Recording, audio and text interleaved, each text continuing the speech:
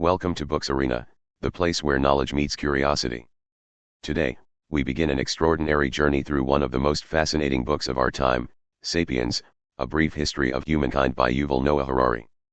This book is not just a history of our species, it is a mirror that reflects how far we have come, from insignificant apes to rulers of the planet.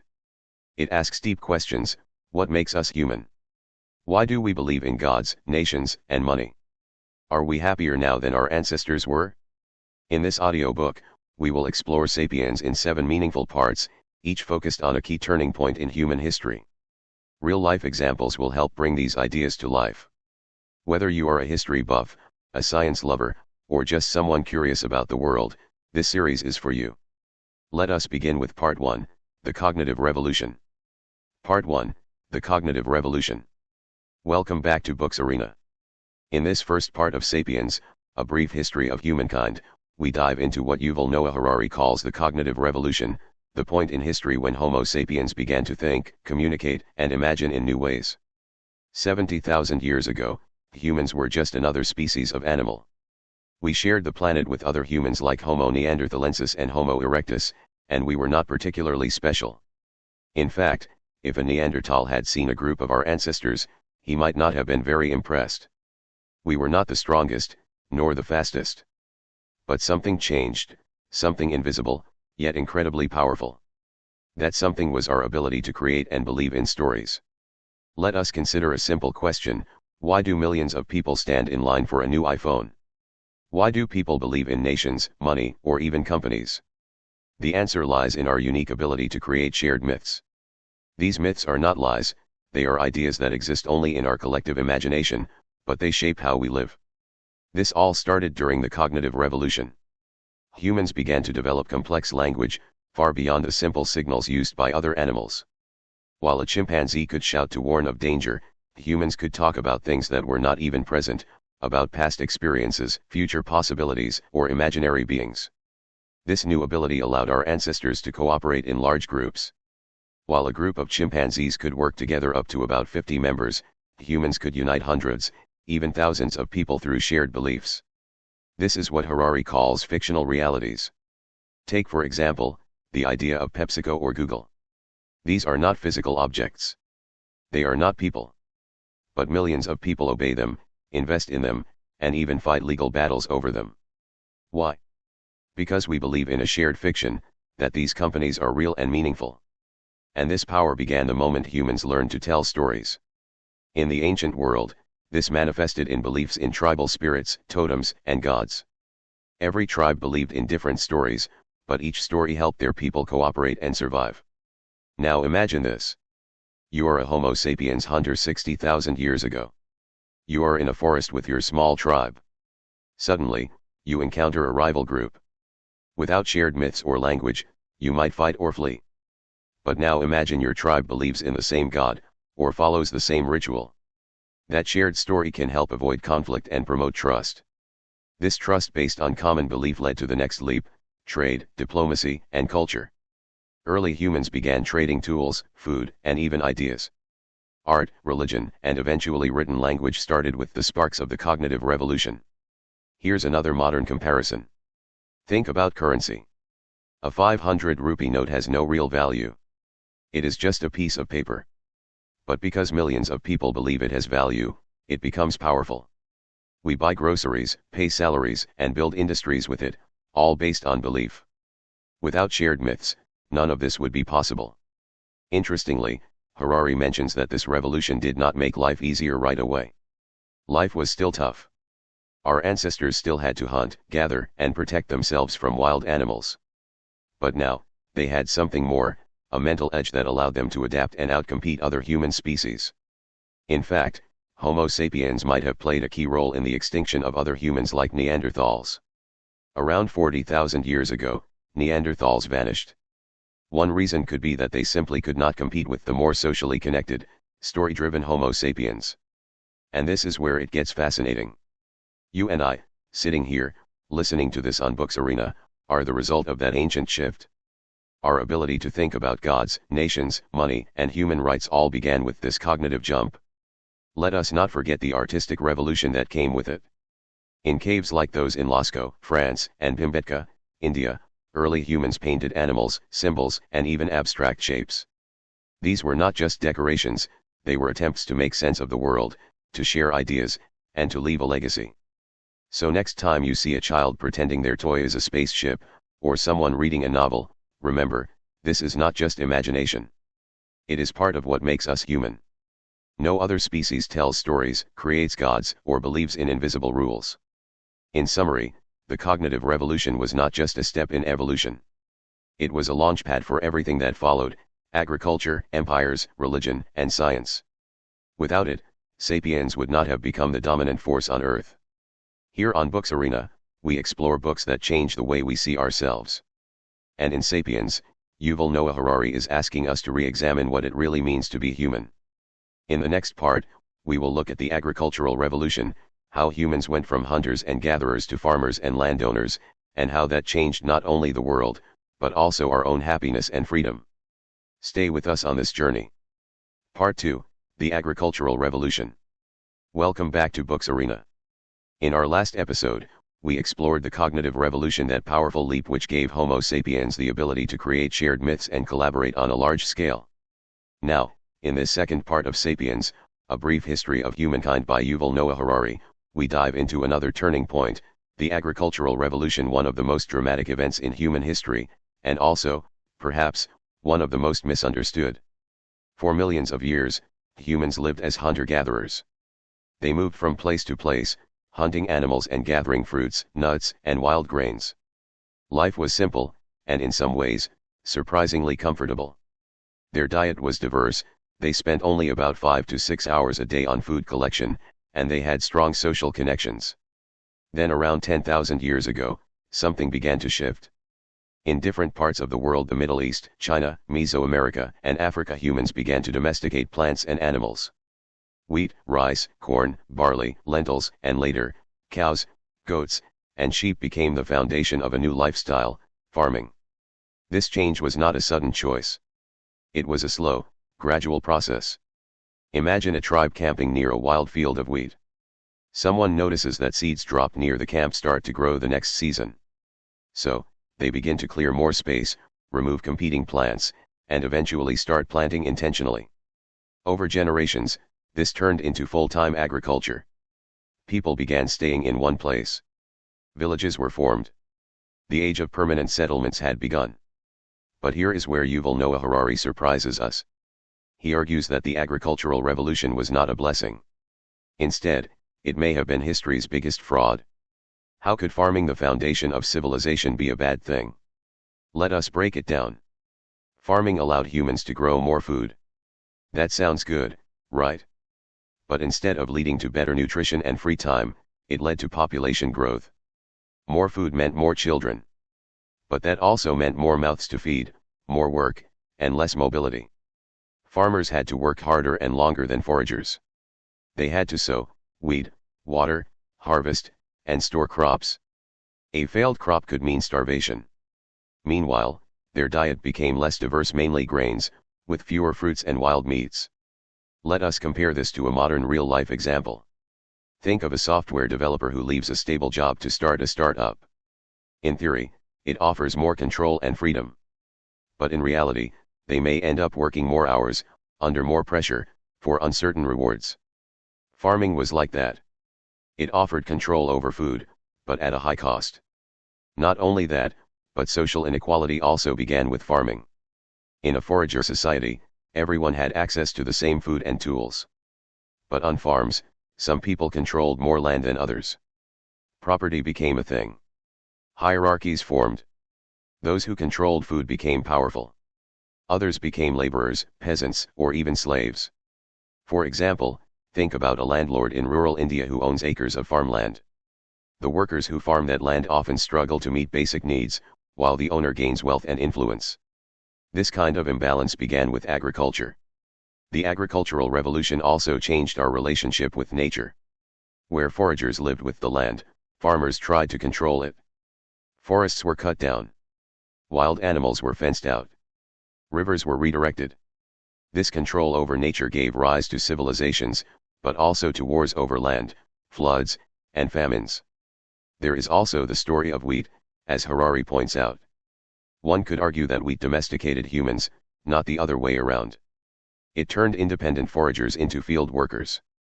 People spent hours taking care of this grass, bending their backs, working in the sun, carrying water, and guarding it from pests. All for a grain. Another consequence was the rise of anxiety. A hunter-gatherer could move if a place was unsafe. But farmers were rooted to one location.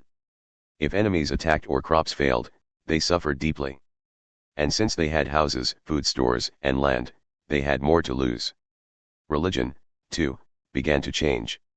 In forager societies, spirituality was often animistic, believing spirits existed in animals, rivers, and trees. But with farming, we see the rise of organized religion. People prayed for rain, fertile soil, and good harvests. Gods became supervisors of agriculture and protectors of property. Here at Books Arena, we always look for deeper meaning in history. And this part of Sapiens asks a bold question: did we domesticate wheat, or did wheat domesticate us? But we should not think of the agricultural revolution as all bad. It did lay the foundation for cities, writing, trade, and technology. It allowed humans to build pyramids, temples, and eventually space rockets. But that came later. In its early phase, it may have made life harder, not easier. Let us end with a thought experiment. Imagine two children, one born to a forager tribe 15,000 years ago, and another to a farmer family 9,000 years ago. The forager child roams forests, eats fruits, plays, and moves with her tribe. The farmer child wakes at dawn, tends to animals, pulls weeds, and guards crops. Now ask yourself, who is more free? In the next episode of Books Arena, we will explore how small farming villages became kingdoms and empires, and how shared myths like religion, money, and laws helped unify humankind. Stay with us as we continue the journey through Sapiens, a brief history of humankind. Part 3, The Unification of Humankind. Welcome back to Books Arena, where we explore books that change the way we see the world. In the last part of Sapiens, a brief history of humankind, we looked at the agricultural revolution and how it transformed hunter-gatherers into farmers, laying the foundation for human settlements, but also introducing inequality, disease, and hard labor. Now, in this third part, we examine what Yuval Noah Harari calls the unification of humankind, a process where humans from scattered tribes and villages slowly began to see themselves as part of something larger. At first, the world was divided into thousands of tiny cultures, each with its own gods, laws, and languages. A person from the Ganges Valley in India would have nothing in common with someone from the Nile Delta in Egypt or the Andes Mountains in South America.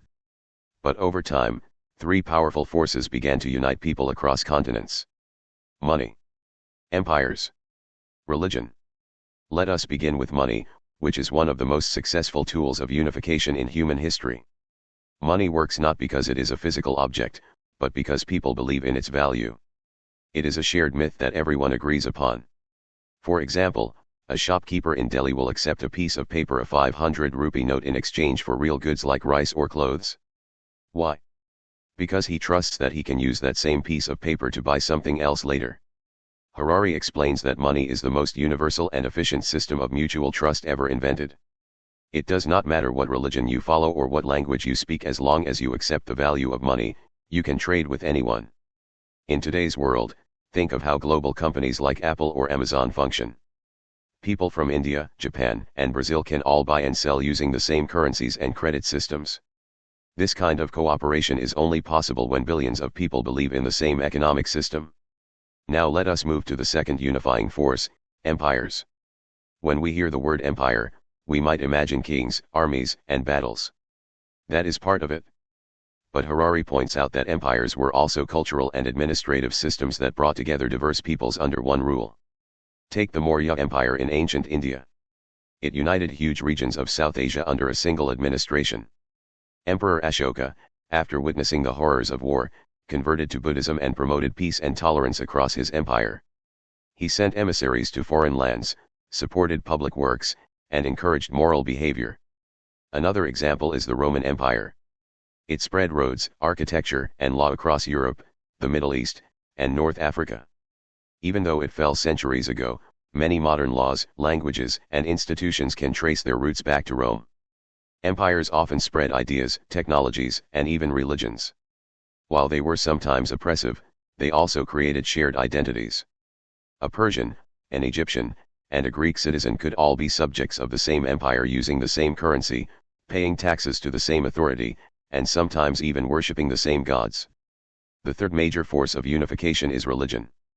As humans formed larger societies, they needed ways to establish order, morality, and belonging. Religion stepped in to provide answers to life's big questions: why are we here? What happens after death? How should we treat others? At first, religions were local and polytheistic. People worshipped multiple gods who represented natural forces like the sun, rain, and fertility. But over time, we see the rise of universal religions, belief systems that spread across cultures and promoted shared values. Buddhism, Christianity, and Islam are three examples that Harari highlights. They offered more than rituals; they provided a moral framework that united millions of people under common principles. Let us take Buddhism, for example. It originated in India but spread across Asia. A Buddhist monk in Sri Lanka and a Buddhist merchant in China might never meet, but they would share the same teachings, ideas about suffering, desire, and the path to enlightenment. Or consider Islam. A Muslim in Morocco and a Muslim in Indonesia will both face Mecca to pray. This shared practice creates a sense of brotherhood that crosses national borders. These religions helped build communities, inspired art and literature, and shaped politics. They taught people to trust strangers, welcome travelers, and care for the poor, values that help civilizations grow. But religion also had its conflicts. History is full of religious wars, persecutions, and crusades. Harari does not shy away from this. He reminds us that while religion can unify, it can also divide. The same can be said for empires and money. So, what does it mean to be unified? Harari argues that unification does not mean uniformity. It means connection. Different cultures, ideas, and beliefs became part of a larger web. Today, you can wear jeans from the United States, use a phone made in South Korea, and listen to a philosophy podcast recorded in France all in one day. Modern globalization is the result of thousands of years of unification. And it all began when people started believing in shared systems like money, empire, and religion. Here on Books Arena, we believe that understanding our past helps us make sense of our present. And Sapiens shows that the human story is not just about survival, it is about connection, cooperation, and shared imagination. In the next part, we will explore the scientific revolution, a period that reshaped human destiny through discovery, doubt, and data. Stay tuned and continue the journey with us. Part 4, The Scientific Revolution. Welcome back to Books Arena. So far in Sapiens, A Brief History of Humankind, we have explored how humans became the planet's dominant species through the cognitive revolution, how farming transformed societies during the agricultural revolution, and how shared systems like money, empires, and religion helped unify humankind. Now, in this fourth part, we enter a chapter that changed not just how we live, but how we think. This is the scientific revolution, a turning point in human history that began around 500 years ago, and one that continues to shape the modern world in ways we often take for granted. But let us begin with a simple question: what is science? Yuval Noah Harari explains that science is not just a collection of facts or inventions. It is a way of thinking, a method of learning through observation, questioning, and experimentation. What makes the scientific revolution special is that for the first time in history, humans openly admitted they did not know everything. Before the 16th century, most people believed that all knowledge came from ancient texts, religious scriptures, or wise elders. But scientists like Copernicus, Galileo, and Newton began challenging that idea. They said, "Let us observe the universe ourselves. Let us test, measure, and experiment." And in doing so, they discovered truths that no book had ever mentioned. For example, Galileo used a telescope to study the night sky and found moons orbiting Jupiter. This challenged the old belief that everything revolved around Earth. Imagine the courage it took to say that the religious view of the universe might be wrong and to say it publicly. This kind of thinking was revolutionary. It was not just about planets and stars. It was about changing the foundation of how we seek truth. Let us consider a real-life comparison. Think of a child who always accepts what their parents say. One day, the child decides to test an idea for themselves. Maybe they drop two balls of different weights to see if they hit the ground at the same time. That small act of questioning is science in its purest form. The scientific revolution did not stay limited to laboratories and observatories. It fueled the Industrial Revolution, medical breakthroughs, transportation, and even global communication. And it was closely linked to two other major forces, European imperialism and capitalism. Harari explains that science, empire, and capitalism fed each other. When European explorers set sail to distant lands, they needed maps, navigation tools, and geographical knowledge. So, kings funded scientists to make better instruments and study the world. In return, scientists got the support and resources they needed. Take the example of Captain James Cook, a British explorer in the 18th century. He traveled to Australia, New Zealand, and the Pacific Islands. But he did not go alone. He took with him scientists, botanists, and even artists. While Cook claimed land for Britain, his team collected data, studied new species, and drew detailed maps. Empire and science worked hand in hand. This relationship still exists today. For example, space agencies like NASA and ISRO push the boundaries of science, but they are also funded by governments with strategic interests. Satellites, for instance, help with climate research, but also with military intelligence. Now let us talk about one of the most powerful consequences of the scientific revolution, the rise of technology. From the steam engine to the internet, from electricity to artificial intelligence, all of these were made possible because people began trusting evidence over belief. They experimented, failed, learned, and improved. The scientific method became the most reliable tool to change the physical world. But this power comes with a price. Harari warns that science gives us power, but not purpose. Just because we can build nuclear bombs, does that mean we should? Just because we can alter DNA, does that mean we understand the long-term consequences? This is where values and ethics come in, and why, even in a scientific age, we still need philosophy, history, and storytelling. Think of the modern smartphone.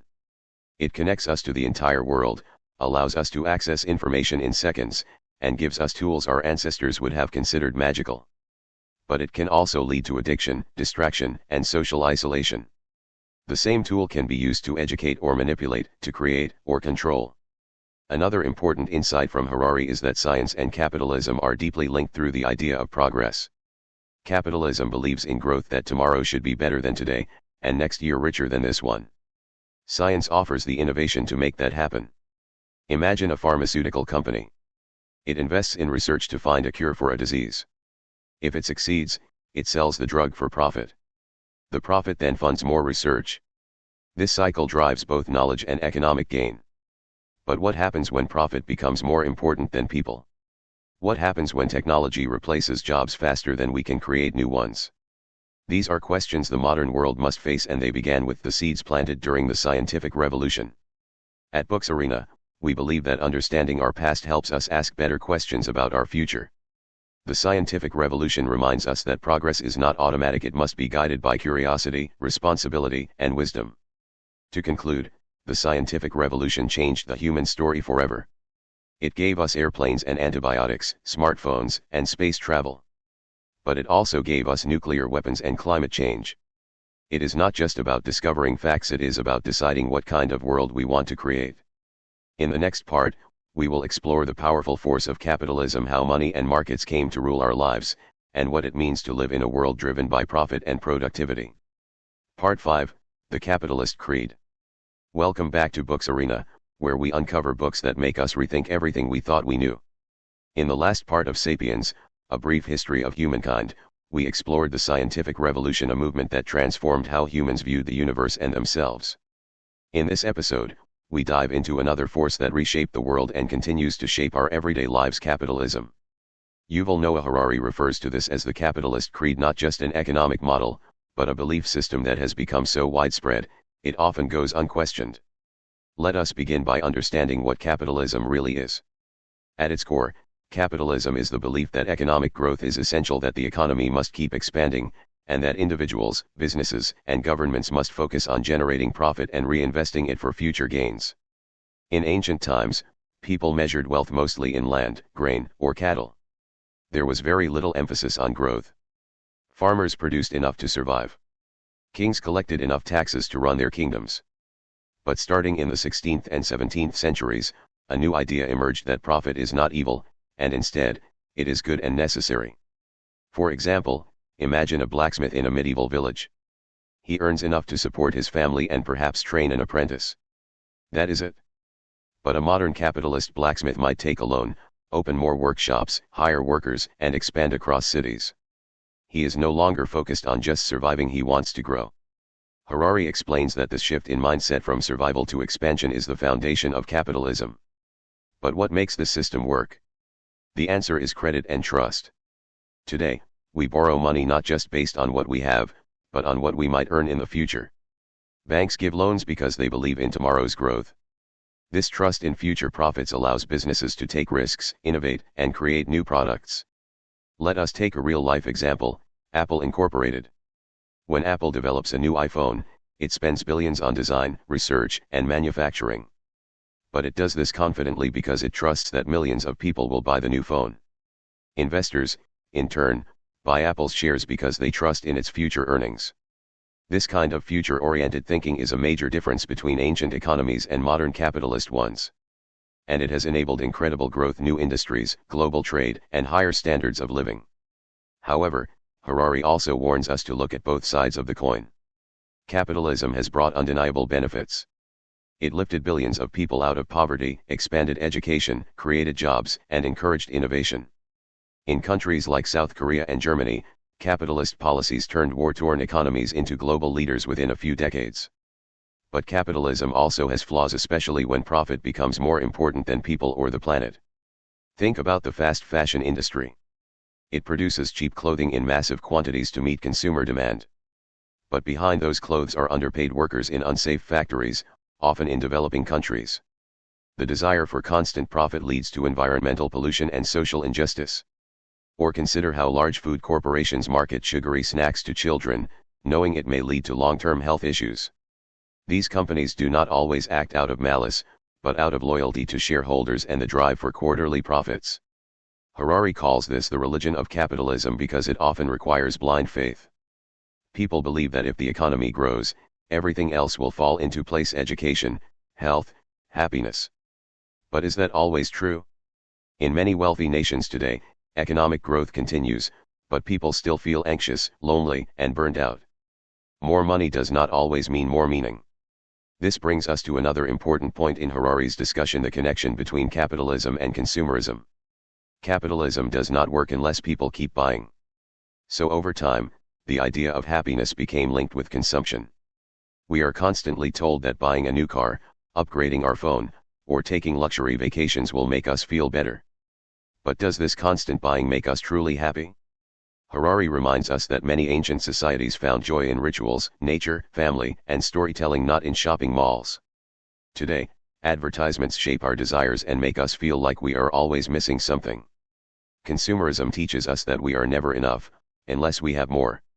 Let us consider an example closer to home. Imagine a teenager saving money to buy the latest smartphone. He believes it will make him popular, confident, and connected. But soon after he gets it, a newer model is released. Suddenly, that happiness fades. This cycle of desire, purchase, and disappointment is what fuels modern economies. So what is the solution? Harari does not argue that capitalism is evil. In fact, he acknowledges its power to lift societies and reward creativity. But he asks us to be aware. To question the system we live in. To ask, is this growth sustainable? Are we sacrificing long-term peace for short-term profit? At Books Arena, we believe that books like Sapiens help us not only learn about history, but also reflect on the present. Capitalism is not just an economic force, it is a cultural one. It shapes how we value ourselves, how we spend our time, and what we believe success looks like. As we look ahead, the biggest challenge may not be whether capitalism can survive, but whether it can evolve to include values like sustainability, fairness, and well-being. In the next part, we will explore the Industrial Revolution, the machines, factories, and fossil fuels that accelerated humanity into the modern age. Part 6, the Industrial Revolution. As we continue our journey through Sapiens, a brief history of humankind, here on Books Arena, we move forward from the world of credit, commerce, and consumerism to the era of engines, factories, and fossil fuels. In this part, we explore the Industrial Revolution, one of the most dramatic transformations in human history. Let us begin with a simple fact: for most of human existence, life was powered by muscle, wind, and fire. Whether it was grinding grain, carrying water, or weaving cloth, almost every task depended on human or animal effort. But around 200 years ago, everything changed. Steam engines, coal, electricity, and machines replaced manual labor. This was the birth of the modern world. So what exactly was the Industrial Revolution? Yuval Noah Harari explains that it was not just a collection of inventions, it was a mindset shift.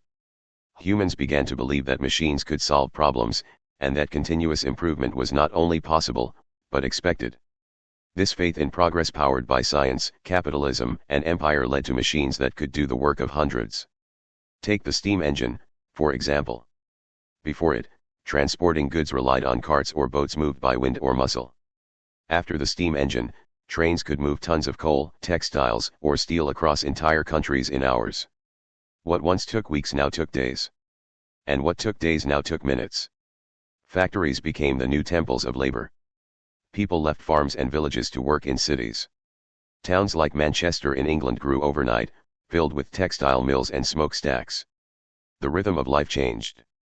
Instead of working by the sun or the season, workers now followed the factory clock.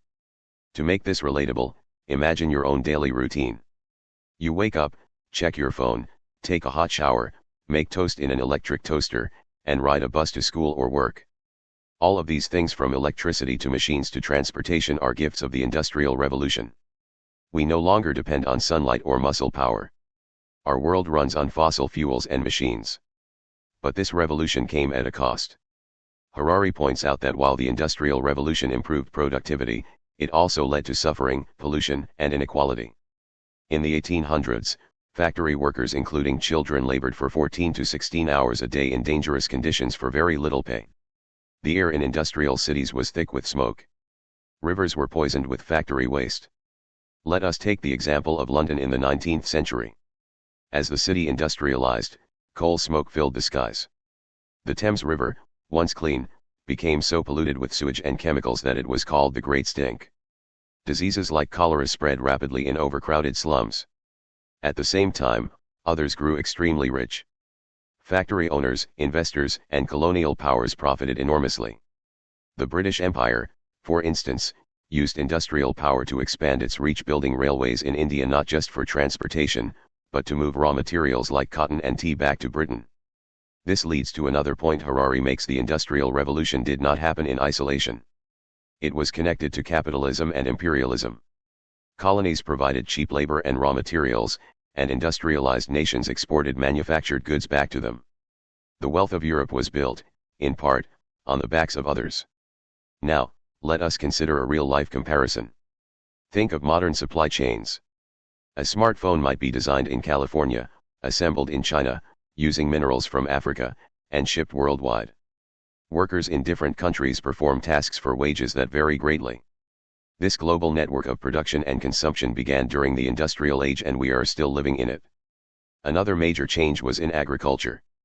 With machines like tractors and harvesters, farming became far more efficient. A few farmers could now feed entire cities. But this also meant many farmers lost their jobs and moved to cities for work. Rural life began to shrink, while urban populations exploded. Perhaps one of the most lasting impacts of the Industrial Revolution was its effect on human behavior and values. As Harari notes, people began to expect constant change. Unlike traditional societies that valued stability and repetition, industrial societies reward innovation, speed, and risk-taking. For example, in the 18th century, most people lived where they were born and worked in jobs passed down from their parents. By the 20th century, it was common to change careers, move cities, and try new things. Ambition, competition, and mobility became new cultural norms. Yet, we must not forget the environmental cost. The Industrial Revolution marked the beginning of large-scale environmental damage. Fossil fuels, coal, oil, and gas powered progress, but also released carbon dioxide into the atmosphere. Forests were cleared, rivers dammed, and species wiped out. Harari reminds us that while humans were improving their own lives, they were also altering the planet in dangerous ways. And this brings us to a serious question: is this growth sustainable? Today, we enjoy incredible comforts: air conditioning, hospitals, internet, and global travel. But all of it depends on resources that are limited. Climate change, pollution, and biodiversity loss are warnings that the Earth may not keep up with our hunger for growth. So where do we go from here? Harari does not offer simple answers. But he encourages us to understand history to see how the forces of science, capitalism, and industry have shaped our lives. With that awareness, we can begin to make better choices. At Books Arena, we believe that learning from the past gives us power in the present. The Industrial Revolution was a miracle and a warning. It gave us more than any generation before us, but it also asked us to pay a price we are only now beginning to understand. In the next part, we will explore a topic that directly affects how we see ourselves and others: nationalism and human rights. How did humans go from being subjects of kings to citizens with rights? And what stories made us believe in nations and equality? Part 7, Nationalism, Human Rights, and the Modern World. As the Industrial Revolution transformed economies and environments, another shift was happening in the way humans thought about themselves and each other. For most of human history, people were born into rigid hierarchies. You were either a king or a peasant, a noble or a slave. Your rights, if any, were determined by your social class, gender, or religion. But beginning in the 18th and 19th centuries, new ideas emerged: ideas about freedom, equality, and the individual. Yuval Noah Harari explains how liberal humanism rose alongside nationalism and capitalism. At its heart, liberalism claims that each human being has intrinsic value, that we are all individuals with rights, thoughts, and feelings that matter. This was a radical idea. Consider a real-life example from the American Declaration of Independence in 1776. It stated, "All men are created equal." At the time, this was revolutionary. It challenged monarchs and empires and suggested that legitimacy came not from birthright, but from the will of the people. Soon after, the French Revolution echoed the same values: liberty, equality, and fraternity. These ideas began spreading across continents, shaping revolutions, constitutions, and movements for justice. But Harari shows us something important: these values did not appear in a vacuum. They were constructed stories, like all large-scale human ideas. Just like money, religion, and nations, human rights exist because we believe in them. Take the idea of human equality. Biologically, we are not all equal. Some people are tall, others short. Some are strong, others weak. Intelligence, health, and beauty vary from person to person. But liberalism argues that despite these differences, we all deserve equal rights. This is not a scientific truth, it is a moral decision. And yet, believing in it has changed the world. Slavery was abolished in many parts of the world because people started seeing it as a violation of basic rights. Women fought for and gained the right to vote, study, and work. Workers formed unions, demanding fair wages and safe conditions. Colonies struggled for independence, inspired by the belief that all people deserve freedom. These changes were not easy. Progress was slow, and often violent. But the spread of liberal ideas reshaped governments, education systems, and even the way we raise children. At the same time, another story took hold: the story of the nation. Harari explains that humans are tribal by nature. We evolved in small bands of a few dozen people. But with the rise of imagined communities like religion and money, we learned to cooperate in larger groups. Nationalism took this one step further, teaching millions of strangers to see themselves as one people, with a shared history, culture, and destiny. A French farmer and a Parisian lawyer, who would never meet in real life, began to see themselves as French. They were told they shared blood, language, and loyalty to a flag. This idea became so powerful that people were willing to fight and die for their nations. Let us take the example of India's freedom struggle. Indians lived in diverse communities, different languages, religions, and regions. But the idea of being Indian united them against colonial rule. Leaders like Mahatma Gandhi and Jawaharlal Nehru spoke of Swaraj, or self-rule, and planted the seeds of national identity. But nationalism, like all stories, has a double edge. It can unite, but also divide. The same loyalty that makes someone feel proud to belong can make them suspicious or hostile toward others. Harari reminds us that nationalism has fueled wars, genocides, and discrimination from World War I and II to modern-day ethnic conflicts. So, where do human rights and nationalism meet, and where do they clash? Liberalism says, all humans are equal. Nationalism says, my nation is special. Sometimes these ideas work together. A nation might pride itself on promoting equality. But other times, Nationalism overrides human rights, labeling outsiders as threats or lesser beings. This tension is visible today. Refugee crises, debates over immigration, and rising xenophobia all reflect the clash between universal human rights and national loyalty. Can a nation truly treat every human being with dignity while also prioritizing its own people above all? Harari does not give easy answers. Instead, he encourages us to question the stories we live by. Which values do we uphold? Which ones do we compromise when faced with fear, crisis, or pride? There is one more idea to consider here: the growing role of global cooperation. In the 20th and 21st centuries, new systems like the United Nations, World Health Organization, and International Criminal Court began to promote shared human values across borders. They encourage nations to see themselves not as isolated powers, but as part of a global family. Harari calls this global humanism. He acknowledges that it is still a work in progress, but he sees it as essential for the future, especially as we face global challenges like climate change, pandemics, and technological disruption. Imagine this: a virus does not care whether you are American or Indian, rich or poor, Hindu or Christian. It spreads through bodies, not borders. In such moments, the belief in shared humanity becomes not just a moral idea, but a practical necessity. As we near the end of our journey through Sapiens, one thing becomes clear: the power of stories. Nations, rights, money, and religion, these are all shared myths. When believed by enough people, they become real enough to shape history. In the next and final part, we will explore the future of humankind. Where are we headed? Are we becoming gods, or losing ourselves to technology? Let us find out in the last chapter of Sapiens, A Brief History of Humankind. Part 8, The Future of Humankind. As we arrive at the final chapter of Sapiens, we look not to the past, but to the future. Yuval Noah Harari does something bold here. He stops being a historian and starts asking the kind of questions usually left to philosophers, scientists, and science fiction writers. Because now that humans have conquered famine, plague, and war, at least compared to the past, we are no longer struggling to survive. We are beginning to ask a different question: what do we want to become? For most of history, humans were at the mercy of nature. A drought could kill a village. A virus could wipe out a city. But thanks to advances in medicine, agriculture, and technology, humans today enjoy a level of safety and comfort that our ancestors could never imagine.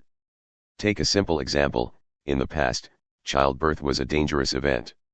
Today, in most parts of the world, it happens in hospitals with expert doctors and machines that monitor every detail. That is no small achievement. But Harari asks, now that we are so powerful, what will we do with that power? He introduces a stunning idea: Homo sapiens may soon become gods. Not gods in the religious sense, but gods in terms of our abilities. We are now able to edit genes, build artificial intelligence, and even imagine creating life from non-living materials. We are no longer just adapting to the environment, we are modifying it, and even ourselves. Let us look at genetic engineering. Scientists can now use CRISPR to cut and modify DNA. This means we can potentially eliminate hereditary diseases, enhance physical and mental abilities, and even design babies. What once seemed like science fiction is slowly becoming real. Then there is artificial intelligence. Algorithms already drive cars, translate languages, and recommend what to watch or buy. But what happens when AI becomes smarter than us, when machines can learn, create, and make decisions faster and better than human beings? Harari warns that this could lead to a world where algorithms know us better than we know ourselves. Imagine a future where your job, your health decisions, even your romantic life is guided by a machine that understands your biology and behavior better than you do. And that brings up a deeper question: are we in control, or are we handing over control? Another major area Harari explores is the idea of immortality. Throughout history, humans have feared death. Religions offered life after death as a way to cope. But now, scientists are trying to defeat death itself. Some believe that with enough biological understanding, we can stop aging, repair damaged cells, and live much longer, maybe forever. But even if we could live forever, should we?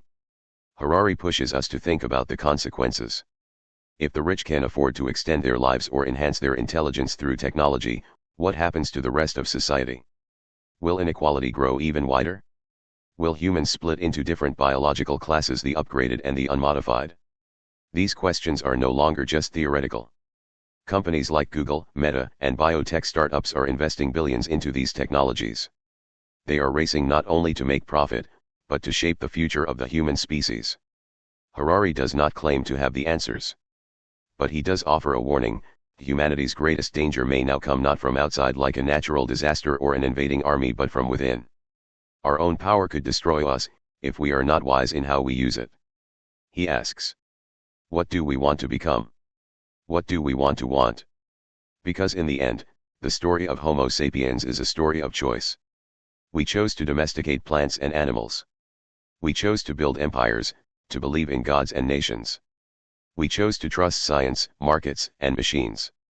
And now we must choose what kind of future we want. Here is a powerful real-world reflection. Think about social media. It was created to connect people, and it did. But it also led to addiction, anxiety, and manipulation. The same tool that can unite people can also divide them. It is not the technology itself, but how we use it that matters. As we move toward artificial intelligence, genetic editing, and superhuman possibilities, Harari reminds us that wisdom must grow with power. Otherwise, we risk creating a future that benefits a few and harms many, or worse, a future we cannot control at all. In the closing pages of Sapiens, Harari does not end with fear or fantasy. He ends with a challenge to know ourselves. Because as we shape the future, we must ask not only what can we do, but also why are we doing it? The future is not written. It will be shaped by the stories we choose to believe and the values we choose to live by. And that brings us to the end of Sapiens, a brief history of humankind. Thank you for listening to this audiobook here on Books Arena. If this journey made you think, question, or see the world in a new way, then it has done its job. Remember, history is not just about the past, it is about understanding who we are, and where we are going. If you enjoyed this audiobook, make sure to explore other titles on Books Arena, where powerful ideas meet thoughtful storytelling. Until next time, keep reading, keep thinking, and stay curious.